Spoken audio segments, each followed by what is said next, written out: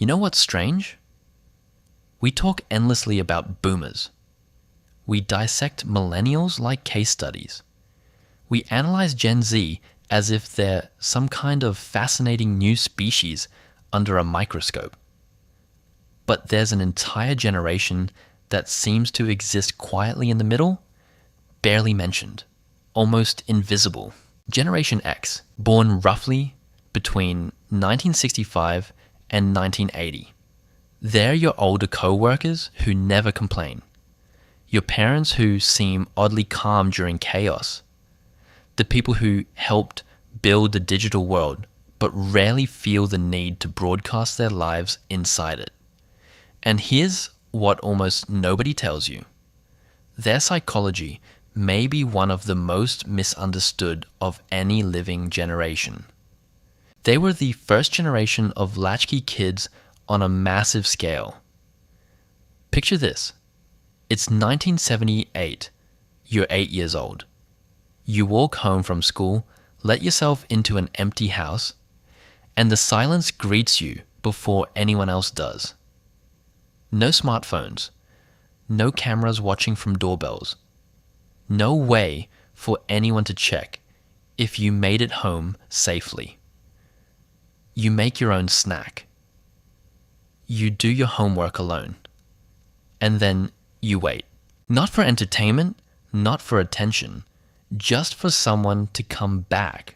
By the early 1980s, millions of children between the ages of 5 and 13 were regularly unsupervised after school. That wasn't just a social shift, it was a psychological training ground. An entire generation quietly learning one powerful lesson. You can't always count on someone being there when you need them. That empty house did more than teach independence. It created something deeper, a mental wiring that connected actions directly to consequences. There was no buffer, no emotional negotiation, no long conversations about feelings. If you broke a rule, the consequence came fast. If you made a mistake, you dealt with it yourself. Psychologists call this a high contingency environment where outcomes follow actions immediately. But to a Gen Xer, it simply felt like reality. Your brain learned to think ahead, to imagine what could go wrong before it happened. To calculate risk without even realizing you were doing it. And that thinking pattern stayed. Gen X grew up watching promises fall apart in real time. They heard adults talk about stability, loyalty, and security. Then they watched divorce rates rise. They watched companies lay off workers who had given decades of their lives. They watched the rules shift without warning. So they adapted.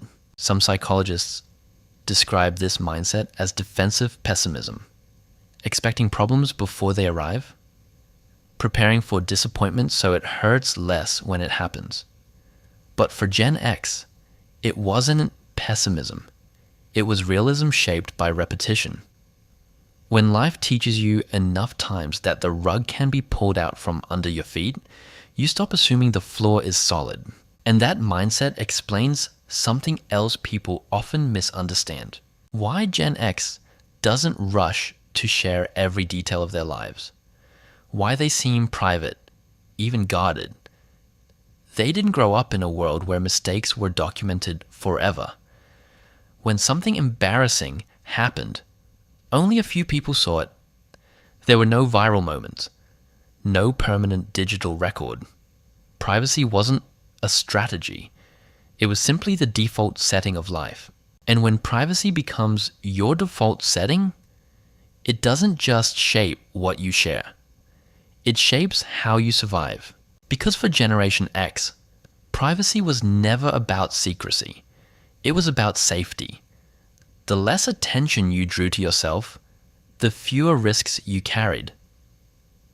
That belief didn't come from paranoia. It came from growing up in a world where attention could mean exposure, and exposure could mean vulnerability. So they learned another quiet skill: humor as armor. Gen X didn't just joke around because they were funny. They used irony the way earlier generations used shields. If something hurt, you laughed first. If something scared you, you made a sarcastic comment before anyone noticed the tension in your voice.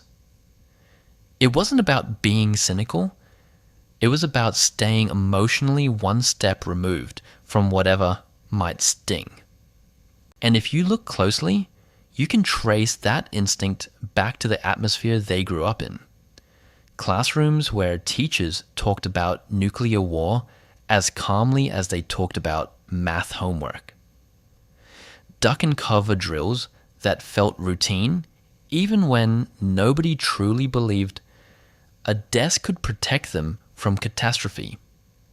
Adults telling children not to worry, while simultaneously preparing them for worst-case scenarios.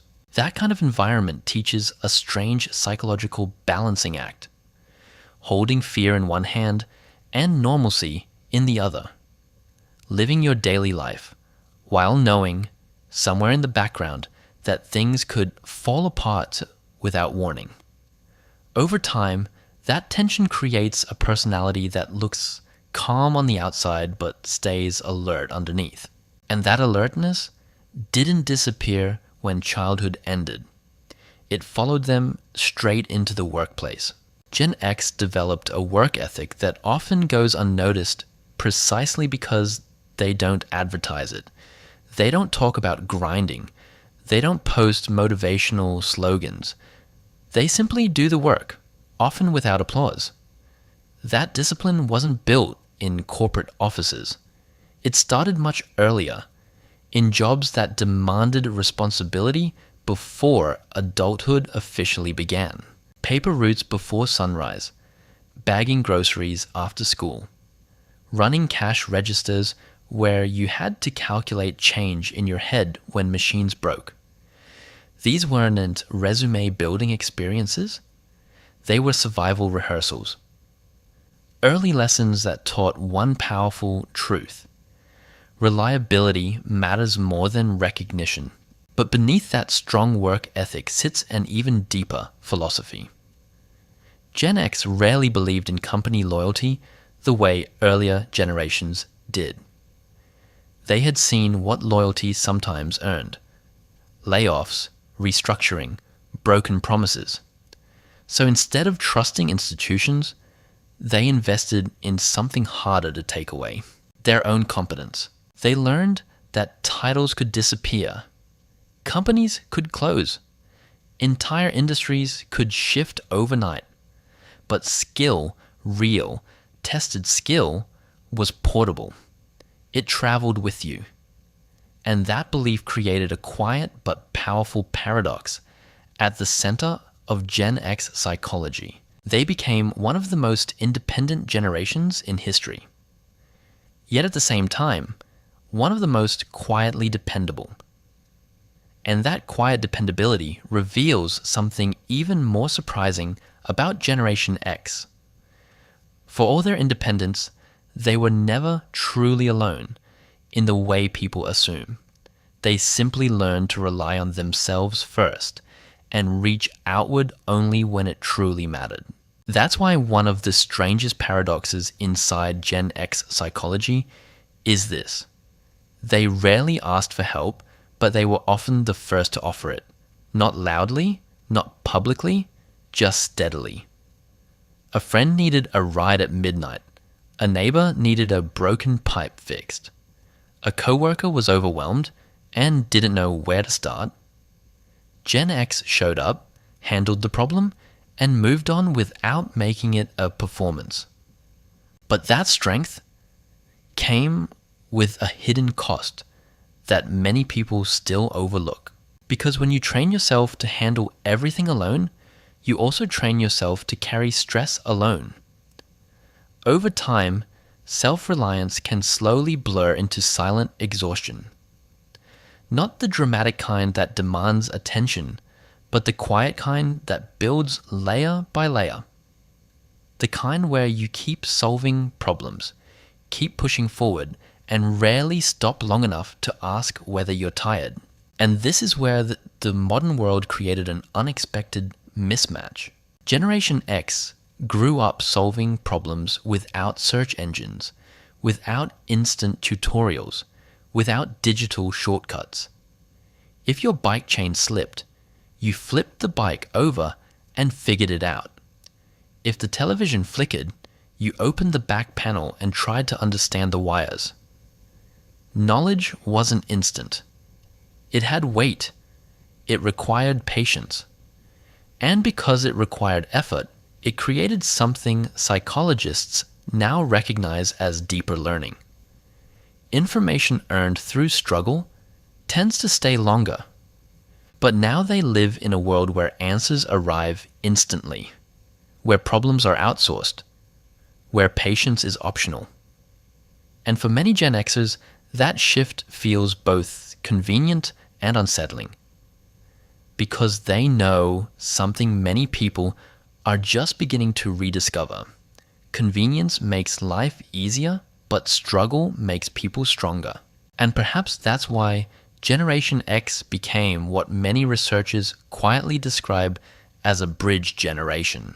Not the loudest, not the most celebrated, but the one standing between two worlds. They remember life before the internet, and they helped build the systems that power it today. They understand what it means to be alone with your thoughts, but they also understand the value of connection. They carry the memory of a slower world while navigating one that moves at relentless speed. And here's the deeper lesson hidden inside their story. Strength doesn't always look dramatic. Sometimes it looks like patience, like showing up every day without needing recognition, like fixing problems without posting about them, like protecting your peace instead of broadcasting your pain. Generation X didn't just learn independence, they learned endurance. The kind that keeps families stable, workplaces functional, and communities quietly held together. They became the bridge generation. And bridges don't ask for applause. They carry weight so others can cross safely. If this story reminded you of someone, a parent, a mentor, a coworker, share this with them. And if you're part of Generation X yourself, I'd love to know what this got right and what it missed. Because sometimes the quietest generations carry the loudest lessons, and those lessons deserve to be heard.